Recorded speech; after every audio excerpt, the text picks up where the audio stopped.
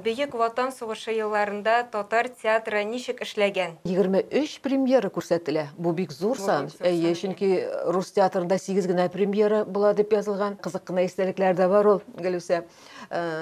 Кайткан вакытта бер кайда бер нинди ут юк бит инде, кап-караңгы. Артистларның күбесе шулай Горький урамындагы бина янындагы хәзер анда Сәйдәш музее шунда торалар. Һәм алар бер-бер артлы тезелешеп, иң алда Нәгыймә Таждарова дигән артистканы сөйлиләр. Кисәү агачы тотып, менә шулай капшанып, алар караңгыда өйгә кайта торган булганнар спектакльдән соң. Гөл бакчада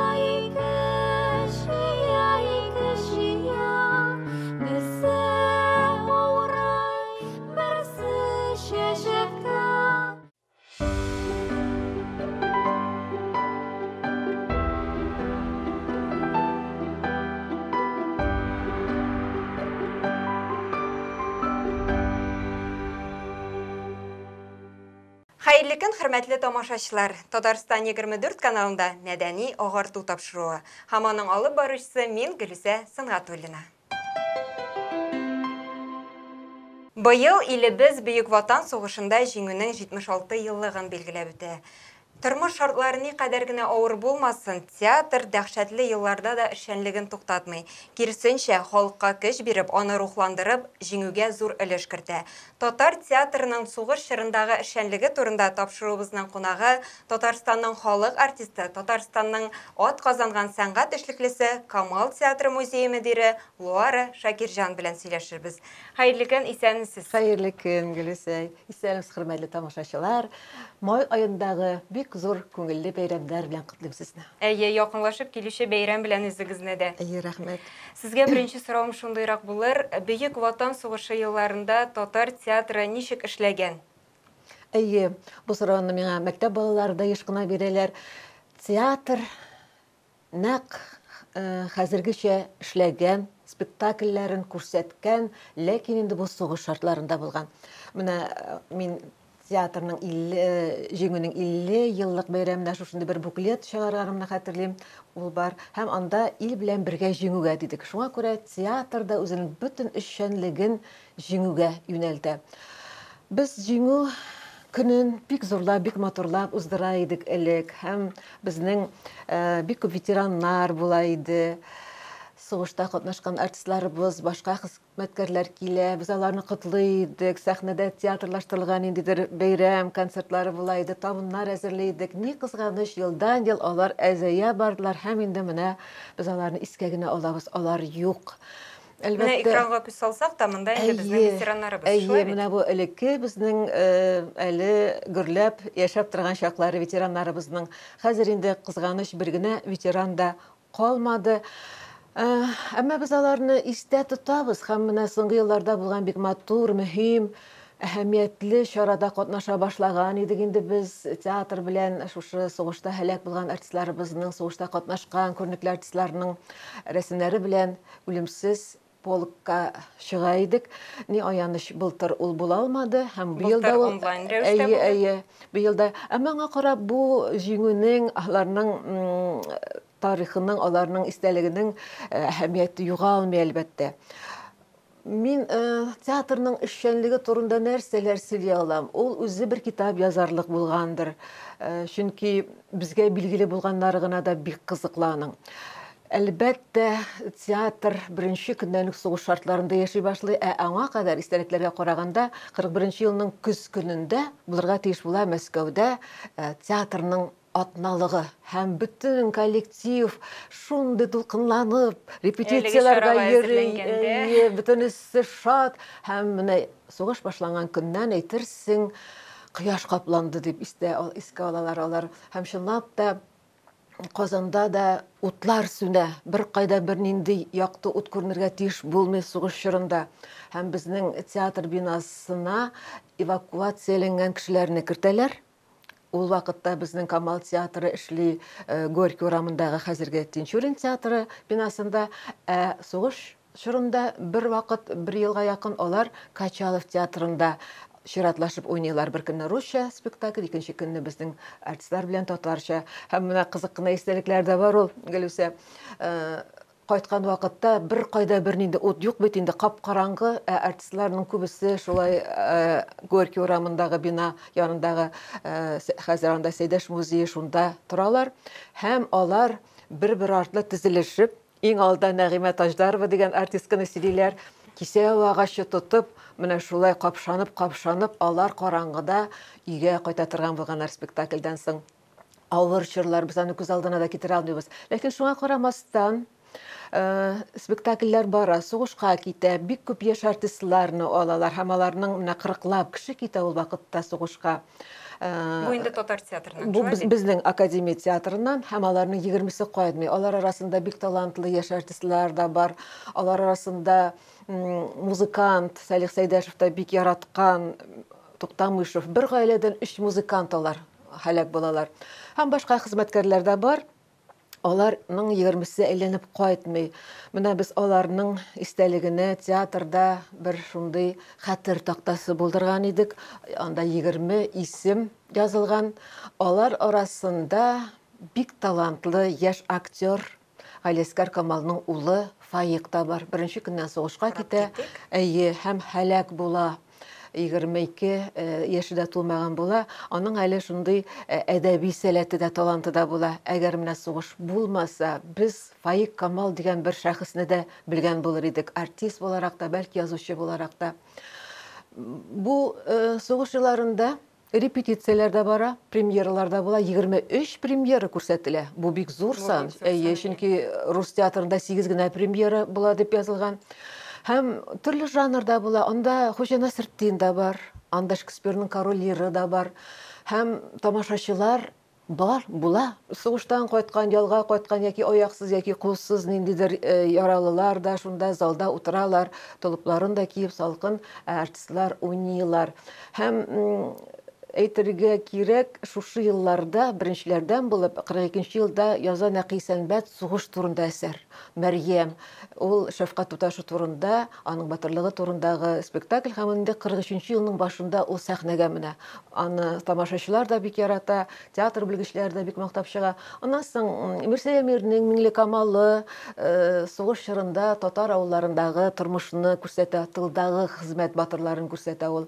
Менә шулай итеп барлыкка килә сугыш темасына язылган әсәрләр. Сугыш елларының беренче айында язылган әсәрләр бик үк камил булмаган. Бу чыннан да шулай буламы?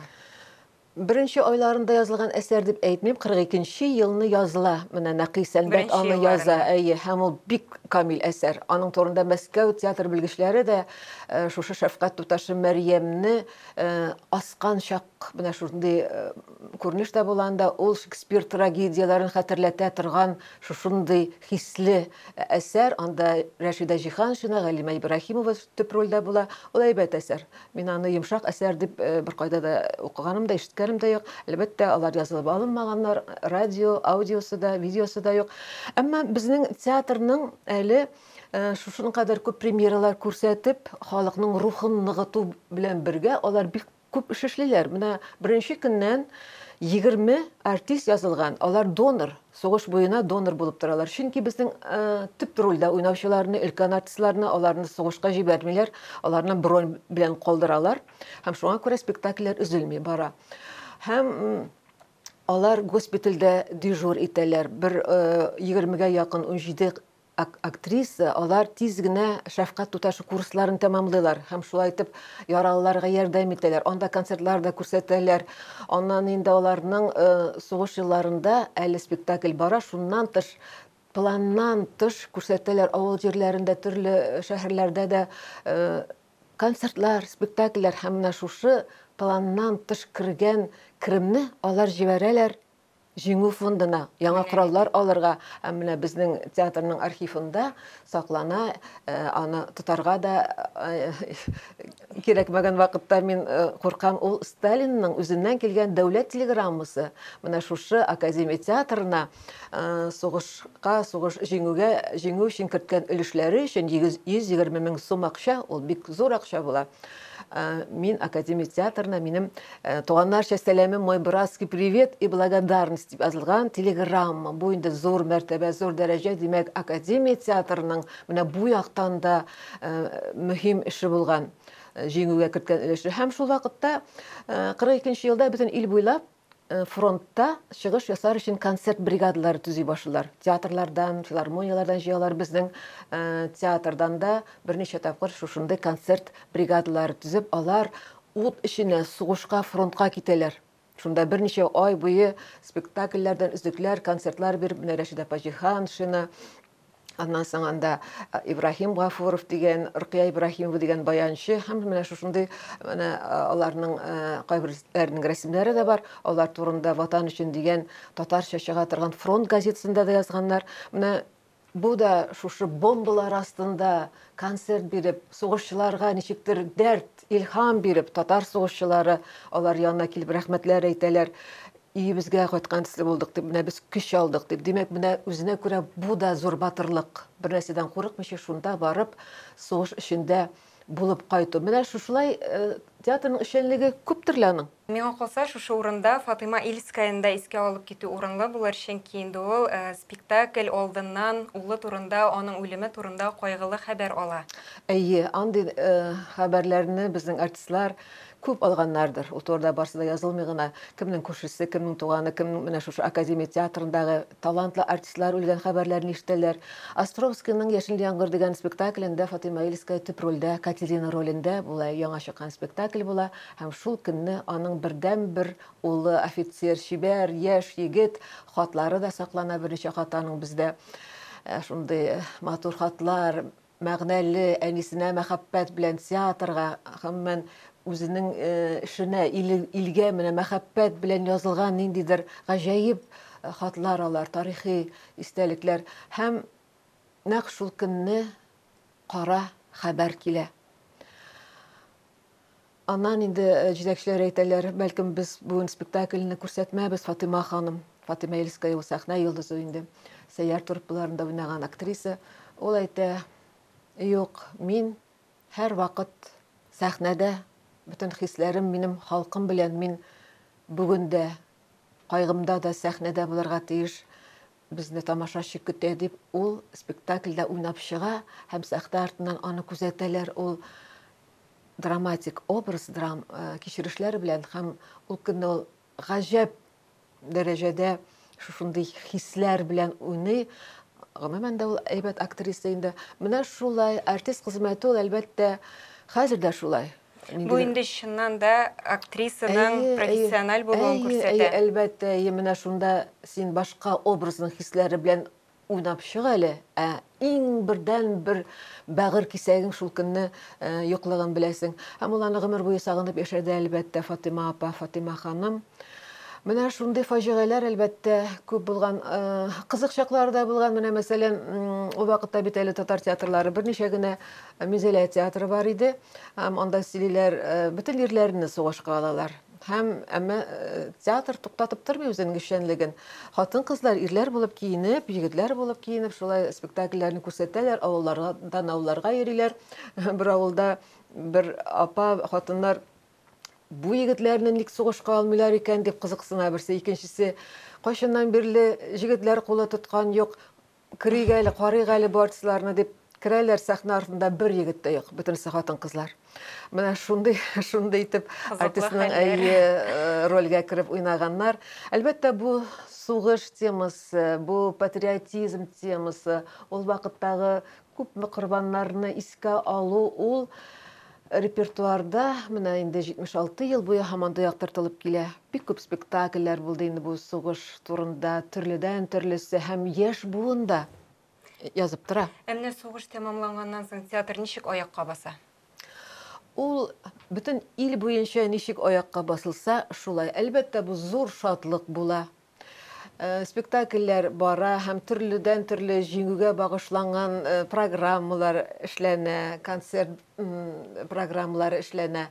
Шатлык, ләкин әлбәттә ниндидер югалтулар сизелә ил күләмендә, үзебезнең театр эшеннән киткәннәрнең кайтмаулары. Менә шулай әкрен генә, әле менә эвакуациядан соң бер ел эвакуацияләнгән кешеләр тора бит театрда. Алардан соң театрны бик озак чистарталар, рәткә китерәләр.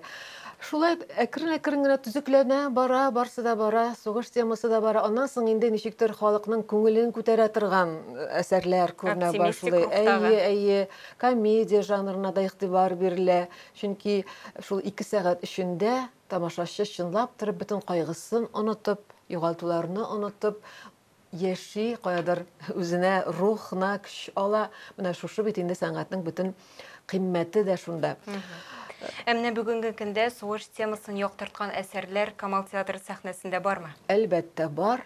Безнең әле менә Аяз Гыйләҗев әсәре буенча Мансур Гыйләҗев инсценировкасы Яра дигән спектакль моннан бер 10 еллар элек бик кызыклы, бик эчтәлекле, тирән мәгънәле әсәр барган иде.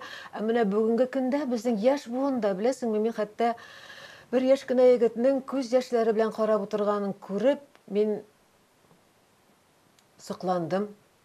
Мин канәгать калдым. Димәк, безнең яшь буынның әле хисләре моны белә. Симбика Гафарова Килмешәк дигән әсәр язды. Ул бөтенләй башкача куйда инде Фәрит Бикшәнтәев. Ул безнең инде бик күп фестивальләрдә дә катнашты. Менә шунда безнең яшь артистларыбыз катнаша, уйныйлар. Һәм ул бик дулкынландыра. Ул ниндидер яңачарак формада куелган.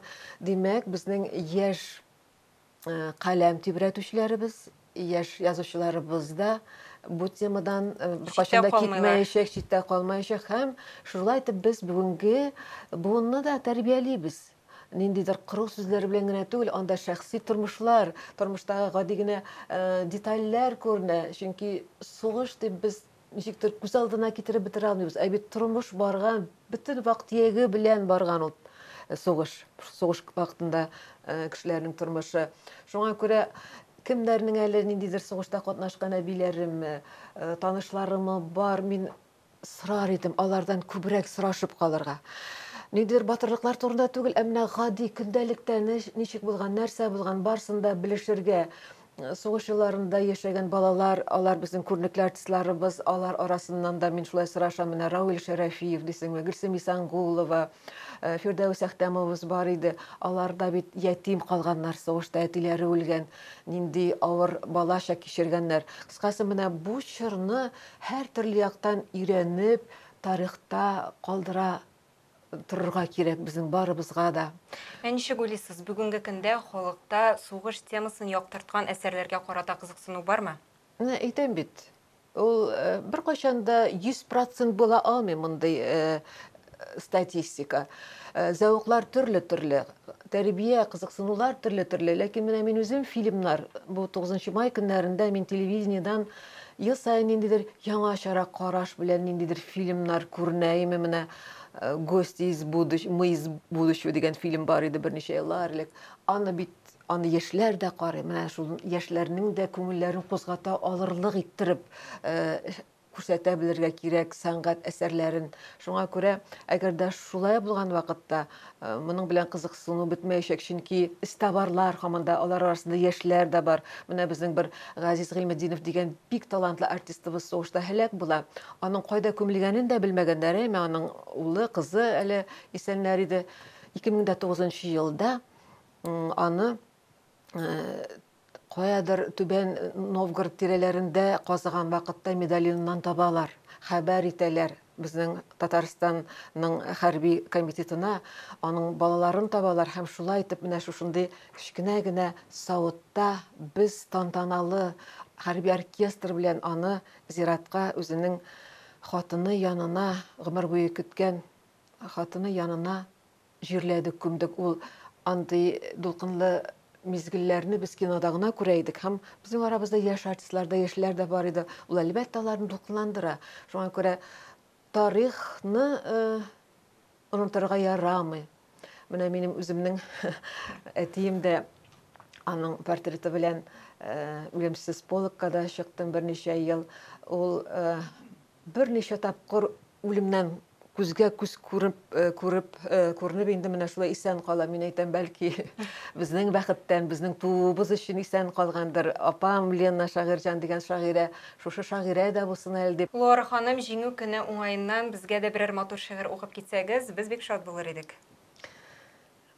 әти язган үз башыннан, үзенең биографиясыннан, үзе күргәннән чыгып язган берничә шигъри юллар. Сугыш мине каты яралады. Азаплапмы, әллә аяпмы? Ржев тирәсендә кыскарттылар минем төп-төп басып биргән аякны. Аяклылар анда ятып калды. Кайтмасалар, көтмәм бусага. Ә мин менә шушып чыктым алар арасыннан сыңар аяк белән булса да. Сугыш корбаннары илдең нигез ташы. Лайык алар данга мәңгелек. Онытмагыз яшьләр, сез аларны искә алыгыз һәр чак иңелек. Әтинең йөрәгеннән чыккан үзенең Ихлас хисләрен биографиясыннан шушындай бер шигырьләр язып утыра иде ул. Без әлбәттә хәтерләргә, онытмаска тиеш һәм бу шулай да. Менә бүгенге сөйләшүебездә шушы уңайдан театр ул нинди генә шартларда булмасын, үзенең төп вазифасын үтәргә тиеш. Кеше күңелен, аның рухын, көчен арттырырга, ныгытырга тиеш. Сугыш чорында да менә безнең Академия театрының кыскача тарихы шул. Лора ханым, хәзер әйдәгез инде Камал театры артистлары башкаруындагы җырны тыңлап китик, аннан соң инде әңгәмәбезгә әйләнеп кайтарбыз.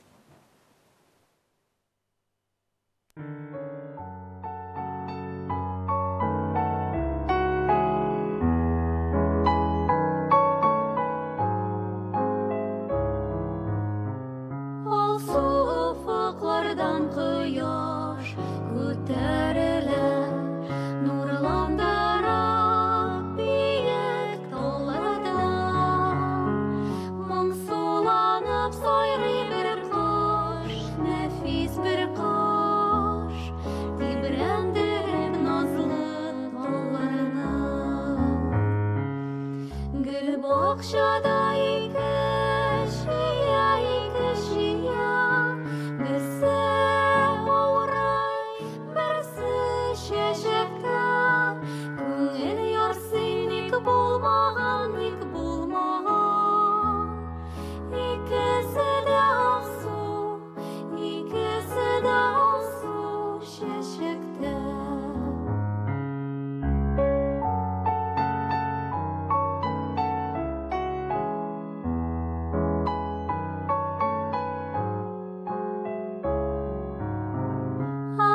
весною наши вишни все в цвету, лишь на одной цветов снова нет.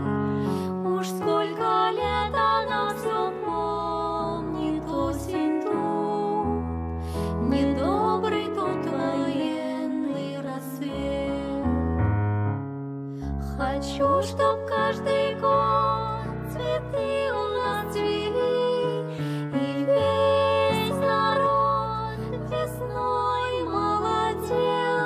чтоб двое вновь цветущим садом вместе шли, и вечный соловей о счастье и весне нежно пел.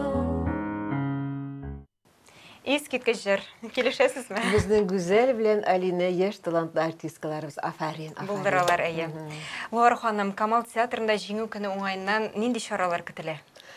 Әлбәттә, менә җыелып, тыл ветераннарын булса да котлау, табыннар, концертлар быел юк инде. Ләкин без ул көнне менә шушы Килмешәк дигән спектакльне күрсәтәбез 9 май җиңү бәйрәме көнне. Һәм әле онлайн аркылы безнең шулай ук артистларыбыз кем үзенең әтисен, кем үзенең бабасын искә алып, менә шундый социаль челтәрләрдә дә без катнашабыз. Һәм өлкән яшьтәге идән чыкмаган кайбер бездә эшләгән хезмәткәрләребез biz аларны инде үйләренә барып котлап кайтабыз. Менә шулай шушындыйрак рәвештә уздырабыз. Билгеләп үтәбез әйе. Лора ханым, бик зур рәхмәт сезгә шундый матур, күңелле әңгәмә өчен. Сезгә эшегездә зурдан-зур уңышлар һәм саулык, сәламәтлек телибез. Сезгә дә шулай һәм тамашачыларыбызга да. Бәйрәм белән. Татарстан 24 каналында мәдәни агарту тапшыру булды. Күкләр аяз, дөньялар имин булсын дигән теләктә мин Гөлүсә Сыңгатуллина сезнең белән сау булашам. Якынлашып килүче җиңү бәйрәме белән.